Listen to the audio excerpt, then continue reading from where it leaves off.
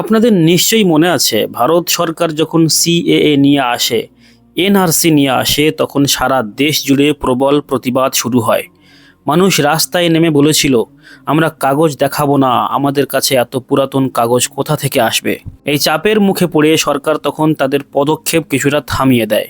কিন্তু প্রশ্ন হলো, সরকার কি সত্যি থেমে গিয়েছিল নাকি তারা কৌশল বদলেছিল?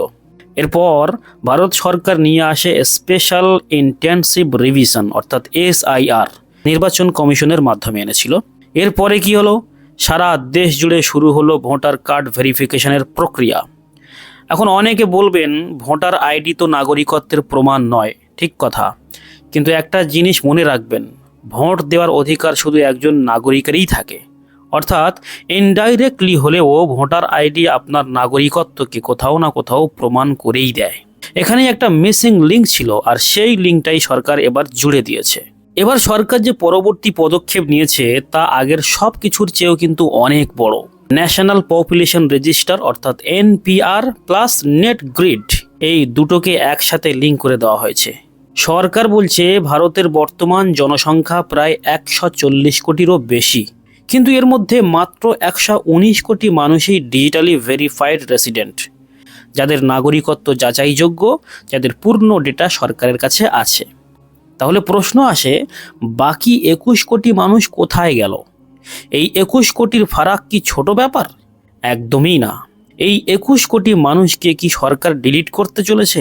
এটাই কি অপারেশন গান্ডিব? আজকের ভিডিওতে আমরা জানব অপারেশন গান্ডিব কি, নেট গ্রিড কিভাবে কাজ করে, কে কে ফিল্টার আউট হতে পারে, আর এর প্রভাব আপনার আমার জীবনে কি হতে চলেছে। চলুন শুরু করি। আগে কি হতো, আপনার ডেটা ছড়িয়ে ছিটিয়ে থাকতো। পুলিশের কাছে আপনার ট্রাভেল হিস্ট্রি থাকতো না, টেলিকম কোম্পানির কাছে আপনার কল রেকর্ড থাকতো, ব্যাংকের কাছে আপনার ট্রানজাকশন হিস্ট্রি থাকতো। সব কিছু আলাদা আলাদা জায়গায় থাকতো, যার কারণে কোনো একজন মানুষকে ট্র্যাক করতে হলে অনেক জায়গায় ঘুরতে হতো। এখন কি হয়েছে? সরকার তৈরি করেছে net grid, national intelligence grid. এর মানে হলো আপনার জীবনের প্রতিটি ডিজিটাল অ্যাক্টিভিটি এখন এক জায়গায় জমা হচ্ছে। আপনি কোথায় যাচ্ছেন, কার সাথে কথা বলছেন, কোথায় টাকা পাঠাচ্ছেন, কিভাবে ফোন ব্যবহার করছেন, এই সব কিছু। আর এই নেট গ্রিডের মস্তিষ্ক হলো গান্ডিব। গান্ডিব কোনো সাধারণ সফটওয়্যার নয়, এটা হলো AI ড্রাইভেন ইন্টেলিজেন্স টুল। এর কাজ আপনাকে খুঁজে বের করা নয়, এর কাজ আপনাকে পরীক্ষা করা। আপনার ব্যাংক ট্রানজাকশন, আপনার ট্রাভেল হিস্ট্রি, আপনার ফোন কলের প্যাটার্ন, আপনার ডিজিটাল আচরণ, এই সব কিছু পরীক্ষা করবে সে। গান্ডিবের কাছে এটা গুরুত্বপূর্ণ নয় যে আপনি কে, গুরুত্বপূর্ণ হলো আপনার ডিজিটাল ফুটপ্রিন্ট কতটা ক্লিন আছে, আপনার ডিজিটাল আচরণ কতটা পরিষ্কার রয়েছে।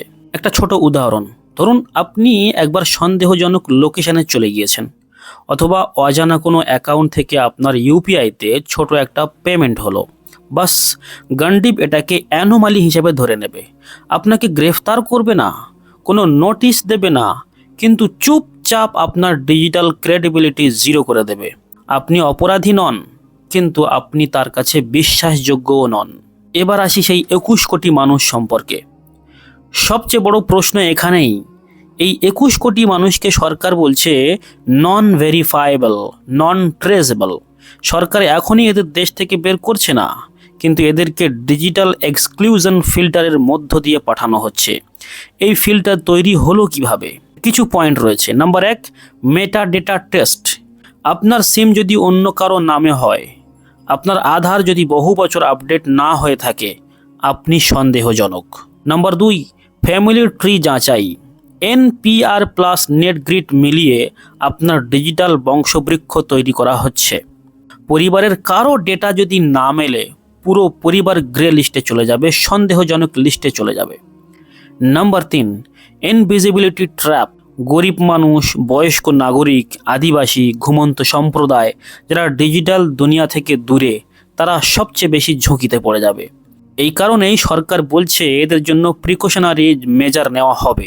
তবুও সত্য হলো এই যে এই 21 কোটি মানুষ দেশে থেকেও হয়ে উঠতে পারে ডিজিটাল শরণার্থী। এবার দেখা যাক NRC বনাম গান্ডিব। NRCর বিরোধিতা কেন হয়েছিল? কারণ সেটা ছিল রাস্তায়, মানুষের কাছে যেতে হতো, কাগজ দেখতে হতো। কিন্তু অপারেশন গান্ডিব চলবে সার্ভার রুমে চুপচাপভাবে। এনপিআর এর ডেটা এখন সরকারি নেট গ্রিডের সাথে যুক্ত, মানে নাগরিকত্বের ডেটা সিকিউরিটির বিটার সাথে যুক্ত। এখন আপনার পরিচয় শুধু কাগজে নয়, আপনার আচরণে নির্ধারিত হবে।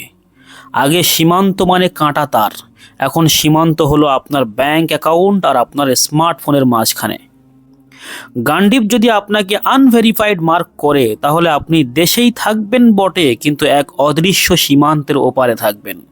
এখন এসআইআর এর মাধ্যমে ভোটার লিস্ট ক্লিন করা হচ্ছে। এখন ভাবুন তো, যদি এই এসআইআর এর সাথে গান্ডিব ডেটা মিলে যায়, তাহলে আরও কত শক্তিশালী হবে। তাহলে কি অ্যালগরিদম ঠিক করবে আপনি ভোট দেবেন কি দেবেন না?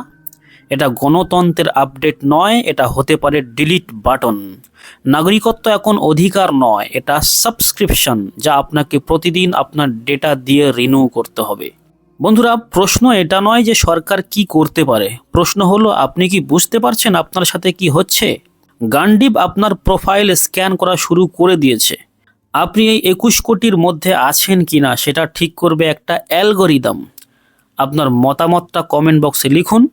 এটা কি দেশের নিরাপত্তার জন্য জরুরি ছিল, নাকি সবচেয়ে দুর্বল মানুষদের জন্য বিপজ্জনক?